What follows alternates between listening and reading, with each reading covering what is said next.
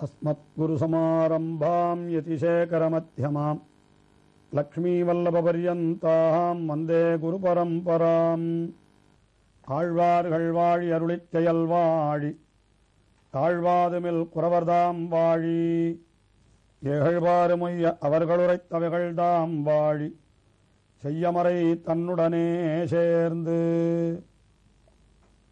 திவ்யதேசங்களை அனுபவிப்பதையே தமக்கு பேராக கொண்ட திருமங்கை ஆழ்வார் முதலிலே தம்முடைய பெரிய திருமொழியினுடைய 2ஆம் பதிகத்திலேயே திவ்யதேசங்கள் பற்றி பதிகங்களை அருளி செய்ய தொடங்கினார். முதலிலே திருப்பிரிதி என்கிற திவ்யதேசத்தை அனுபவித்தார். அதற்கு அடுத்தபடியாக பத்ரிகாசிரமம் என்கிற திவ்யதேசம், அதுவும் இமயமலையிலே அமைந்திருக்கக்கூடிய திவ்யதேசம், கங்கை கரையிலே இருக்கக்கூடிய திவ்யதேசம், அதை 2 பதிகங்களாலே அனுபவிக்க தலைப்பட்டவர். முதல் பதிகத்திலே நல்ல வாலிப பருவம் இருக்கின்ற பொழுதே அவனை போய் சென்று சேவித்து விடுங்கள் என்று தெரிவித்தார். 2வது பதிகத்திலே கங்கை கரையிலே அமைந்துள்ள திவ்யதேசம் என்று அதனுடைய பெருமையை அருளி செய்கின்றார். இந்த 2மே ஒரே திவ்ய தேசத்தை பற்றின பதிகங்கள் தான் என்று நம்முடைய ஆச்சாரியர்கள் அற்புதமாக காட்டியிருக்கிறார்கள். ஏனென்றால் முதல் பதிகத்திலே பதரி வணங்குதுமே என்று அருளி செய்தவர் 2ஆம் பதிகத்திலே பதரி ஆச்சிராமத்துள்ளானே என்று அருளி செய்திருக்கிறபடியினாலே பதரி வேறு பத்ரிகாசிரமம் வேறு என்று கூட சிலர் சொன்னார்களாம். ஆனால் அக்கருத்தெல்லாம் பிழை என்று நம்முடைய பெரியோர்கள் எடுத்து காட்டியிருக்கிறார்கள். பதரி முதலிலே பதரியை வணங்குங்கள் என்று அந்த திவ்ய தேசத்தையே வணங்கும்படியாக நமக்கு சொன்னார். அடுத்தபடியாக பத்ரிகாசிரமம் உள்ளானே என்கிறபடியினாலே அங்கே எழுந்தருளிருக்கிற எம்பெருமானை வணங்குங்கள் என்று சொன்னார் என்று கொள்ளும்படியாக இந்த 2 திருப்பதிகங்கள் அமைந்துள்ளன என்று இப்படி நம்முடைய பெரியோர்கள் எடுத்து காட்டியிருக்கிறார்கள்.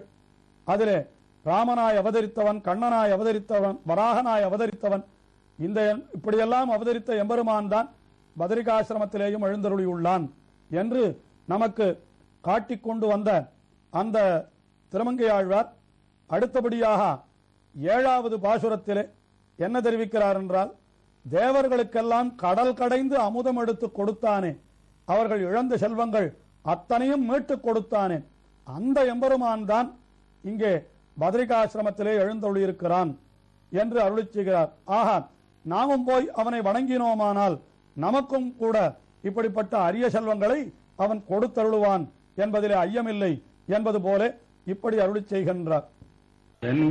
களிரும் வேலவாயமுதம் விண்ணொடு விண்ணவர் கரதும் இந்திரர் கருளி அமக்கு நீந்தருளும் எந்த எம்மடிகளும் பெருமான் அந்தரத்தமரர் அடீன வணங்க ஆயிரமுகத்தினாலருடி மந்தரத்திழிந்த கங்கையின் கரமேல் பதரியாச்சிராமத்துள்ளானே.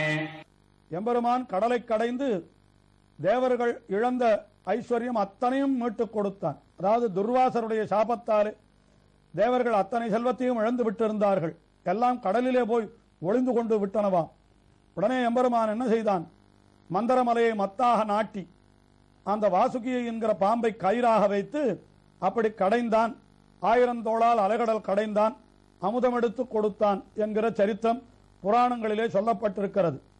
அப்பொழுது என்னவெல்லாம் எடுத்து கொடுத்தான் என்பதை இந்த பாசுரத்திலே ஆழ்வார் நமக்கு காட்டுகின்றார். திருமங்கை ஆழ்வார் வெந்திரல் களிரும் வேலைவாயமுதும்.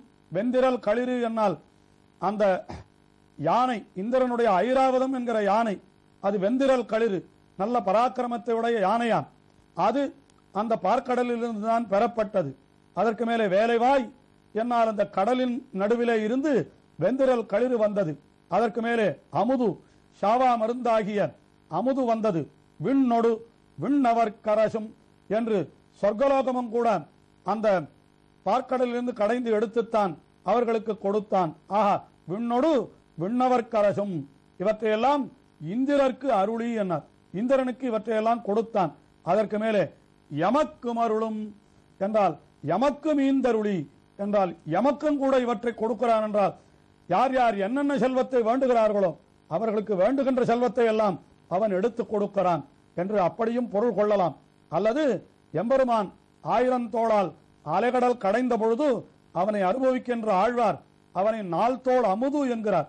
ஆஹா, தேவர்களுக்கு இந்த சாவா மருந்தாகிய அமுதத்தை கொடுத்தான். ஆனால் எனக்கோ கடல் கிடைக்கிற அமுதாகிற தன்னையே கொடுத்தான் என்று இப்படி சொல்லி இருக்கிறபடியினாலே இந்திரருக்கு அருளினான், எமக்கும் ஈந்தருளும். பிரயோஜனாந்தரபரனான இந்திரனுக்கு அவன் வேண்டியதை கொடுத்தான். ஆனால் ஆழ்வார்கள் போல எம்பெருமானையே வேண்டும் என்று நினைப்பவர்களுக்கு அவன் தன்னையே கொடுக்கிறான் எம்பெருமான்.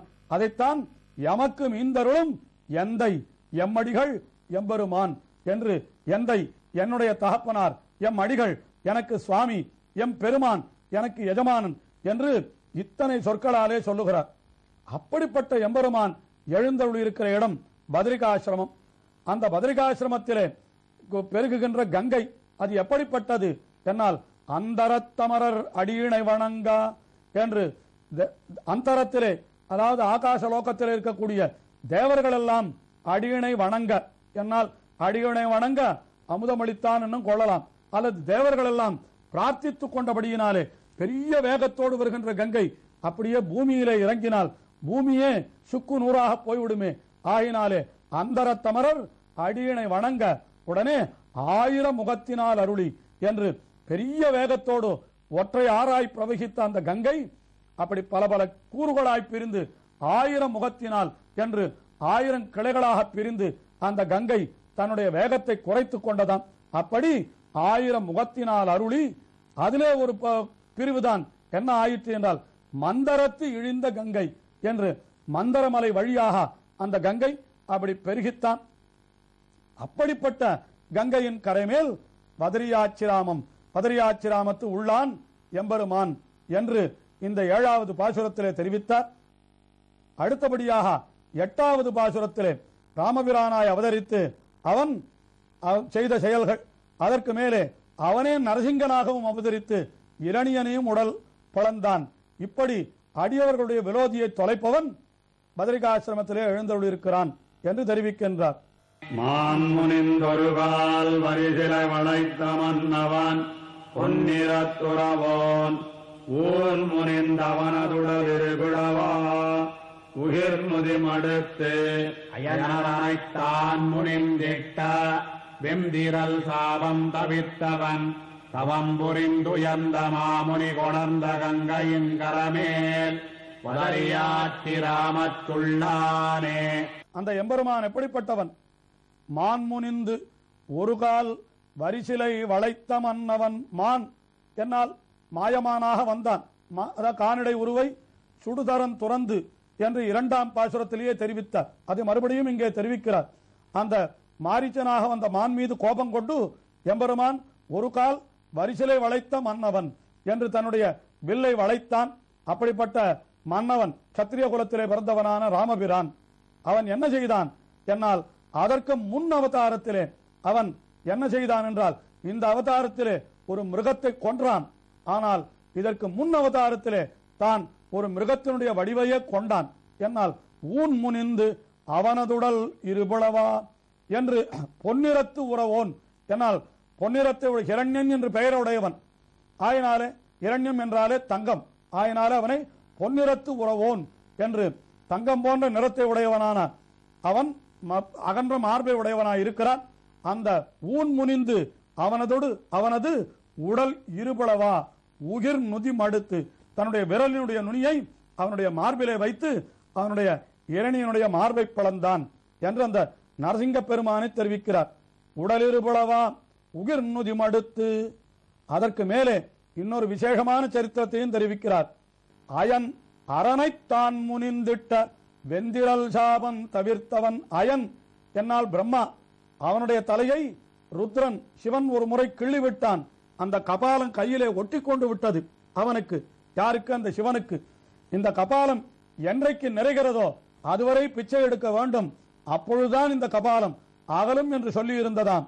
அப்பொழுது அவன் எல்லா இடத்திலும் பிக்ஷை எடுத்துக் கொண்டு வந்தான் ருத்ரன். இந்த சாபம் இந்த கபாலம் கையை விட்டு அகலவே இல்லை. ஆனால் இங்கே பத்ரிகாசிரமத்திலே வந்து அந்த எம்பெருமானிடத்திலே பிக்ஷை எடுத்தவுடனே அந்த கபாலம் கையை விட்டு அகன்று விட்டது. அதைத்தான் அயன் அரணை தான் முனிந்திட்ட வெந்திரல் சாபம் என்று பிரம்மா கோபித்துக் கொண்டு கொடுத்த அந்த சாபம், அந்த சாபத்தை தவிர்த்தவன் என்று இந்த இடத்திலே தெரிவிக்கின்றார். இது பதரிகாசிரமத்திலேயே நடந்த விற்த்தாந்தமாக புராணங்களிலே தெரிவிக்கப்பட்டிருக்கிறது. அதனால்தான் இன்றைக்கும் நாம் பதரிகாசிரமத்திற்கு சென்றோமானால் அங்கே அந்த சிவனுடைய கையிலிருந்து இற்று விழுந்த கபாலம், அதாவது உடைந்து விழுந்த கபாலம் அங்கே 100 சுக்கல்களாக இருக்கிறது என்று இன்றைக்கும் நமக்கு பெரிய பாறைகளை காட்டி இதுதான் பிரம்ம கபாலம் என்று தெரிவிக்கின்றார்கள். அப்படிப்பட்ட அந்த கபாலம் அரனை முனிந்திட்ட அப்படி சாபம் தவிர்த்தவன் அவன் எழுந்தருளியிருக்கிற இடம் எது என்றால் தவம் புரிந்து உயர்ந்த மாமுனி கொணர்ந்த கங்கை என்று. தவம் புரிந்து உயர்ந்த மாமுனி என்றால் பகீரதன் பெரிய தவத்தை செய்தானாம். அந்த தவத்தாலே அவன் கங்கையை இப்படி கொணர்ந்தான். அப்படிப்பட்ட கங்கையினுடைய கரைமேலே பதரியாசிரமத்து இவன் உள்ளான் எம்பெருமான் என்று தெரிவிக்கின்றார். இங்கே தவம் புரிந்த உயர்ந்த மாமுனி என்பதற்கு பகீரதன் என்று ஒரு பொருளை சொன்னாலும் அது சற்று பொருத்தமாக இல்லாதபடியினாலே விஸ்வாமித்திர மகரிஷி என்றும் கொள்ளலாம் என்று ஒரு பொருளையும் வியாக்கியானத்திலே காட்டியிருக்கிறார் பெரியவாச்சான் பிள்ளை.